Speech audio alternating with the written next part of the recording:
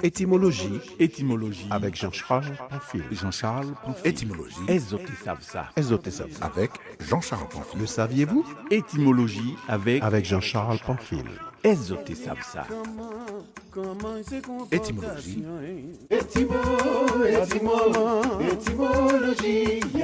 Merci de me retrouver pour notre émission Étymologie. Bête la boire, hein, mon cher. Sur les tonnes de belles paroles, faut écouter Jean-Charles Pamphilo.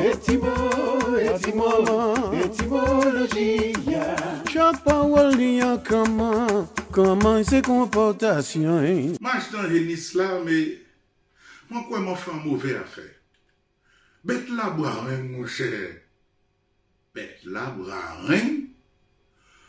Seulement à l'attention des Antillais qui auraient oublié leur langue vernaculaire après un an passé en banlieue parisienne ou dans quelques grandes villes de France et de Navarre, et surtout à ceux qui ne saisissent pas naturellement un traître mot du créole martiniquais, voici la traduction de cette phrase. Les gars, j'ai acheté une génisse, mais je crois avoir fait une mauvaise affaire. La bête est bréhaigne. Elle est bréhaigne. Bête la brarin. Mais d'où nous vient le mot brarin?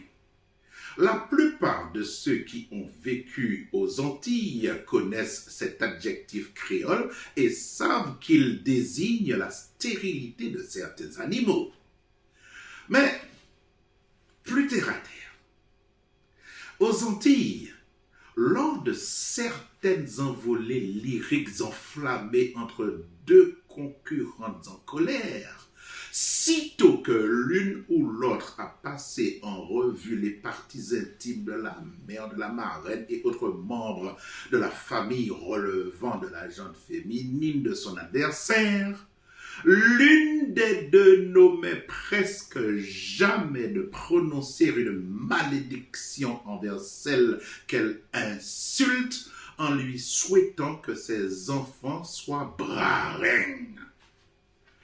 Une rivale bien remontée accompagne presque toujours ses admonestations d'une sauce caustique de son cru pour annihiler toute volonté de réplique de son adversaire. Eh bien, devinez, elle aussi traite son adversaire de brarin. Adjectif ô combien offensant pour une femme en général, mais pour la gente féminine antillaise en particulier. Oui, mais brarin par ici, brarin par là, ça ne nous dit toujours pas d'où vient ce mot. Tout d'abord, à votre honneur, vous avez immédiatement compris que brarin n'est pas du tout un mot créole. Ce mot est issu directement du français. Et du français ancien, je vous prie. Brarin n'est ni plus ni moins que l'adjectif brehaigne qui s'orthographie B-R-E-H-A-I-G-N-E. J'espère avoir bien prononcé. Brehaigne est lui-même une variante orthographique de bréhaigne. Même orthographe, seul l'accent aigu sur la première voyelle E différencie les deux adjectifs. Adjectifs qui n'existent qu'au féminin, qu'on se le dise. Cet adjectif s'orthographie alors B-R-E, accent aigu H-A-I-G-N-E. J'espère encore avoir bien prononcé. Certains de nos auteurs antillais ont employé l'adjectif bréhaigne dans leur roman, mais dans un sens qui déprécie assez sérieusement certaines de leurs protagonistes. Tenez, à propos de bréhaigne, dans son dictionnaire de l'ancienne langue française et de tous ses dialectes qui va, si je ne m'abuse, du 9e siècle au 15e siècle. Frédéric Godefroy parle de brehenneté, voire de brehenneté. Mais il peut être trouvé pire dans l'usage de ce mot, vous savez. Cet adjectif a été employé sous une forme, tenez-vous bien, adverbiale. Je dis bien adverbiale. La première fois que ce mot a été utilisé sous cette forme, du moins la première fois que j'ai rencontré ce mot sous la forme adverbiale, est dans L'Homme qui rit de Victor Hugo. C'est un roman qui est apparu en 1867 ou 1868, enfin qu'importe, au 19e siècle en tout cas. Voici ce qu'a écrit ce romancier hors pair. Je le cite de mémoire. Ces deux vagabondes à demi sauvages et restées effarées parlaient bréhègne entre elles. Fin de citation. Cet adjectif, issu de l'ancien français, vous ai-je dit, se disait en réalité breheng, B-R-E-H-A-I-N-G, mot qui a été attesté sous la forme de Barègne par Philippe de Temps dans le livre des créatures, ouvrage qui remonte, mon Dieu, du fin fond des âges, 12e siècle, 1119 pour être plus précis. Excusez du peu.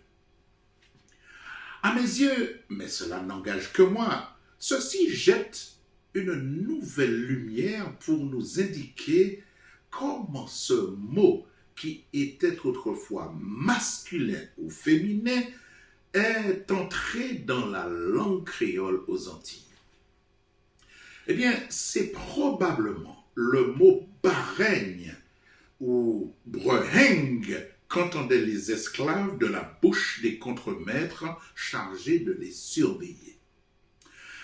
Mais de ma bouche, ceci ne constitue pas une vérité absolue, parce que je ne souhaite pas faire offense, devrais-je dire, aux linguistes reconnus comme tels. En tout cas, n'oubliez pas que l'esclavage a été établi aux Antilles françaises au tournant du XVIIe siècle. Au XVIIe siècle, le mot bréhègne était toujours estampillé barègne ou breheng.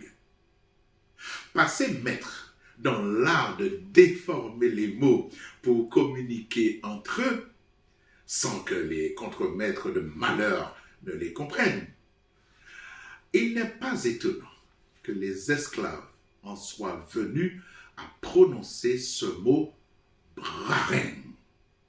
Mot qu'ils nous ont, vous le constatez vous-même, laissé à la postérité. Nous en avons accepté l'héritage, mais nous en faisons mauvais usage. Une femme n'étant pas un animal, nous éviterons de la traiter de brareng, n'est-ce pas? Eh bien, voilà ce que je voulais vous dire à propos de cet adjectif brareng qui se dit brehègne ou bréhègne en français. Alors, à la prochaine fois pour un nouveau mot, et n'oubliez surtout pas de vous abonner à cette chaîne afin de recevoir toutes nos publications. Elles sont assez variées, vous savez. À très bientôt, si vous le désirez, et surtout, spéradier. C'était Étymologie avec Étymologie. Jean-Charles Pamphile. avec Jean-Charles. Étymologie, Ezote Savsa. Jean-Charles Pamphile. Étymologie.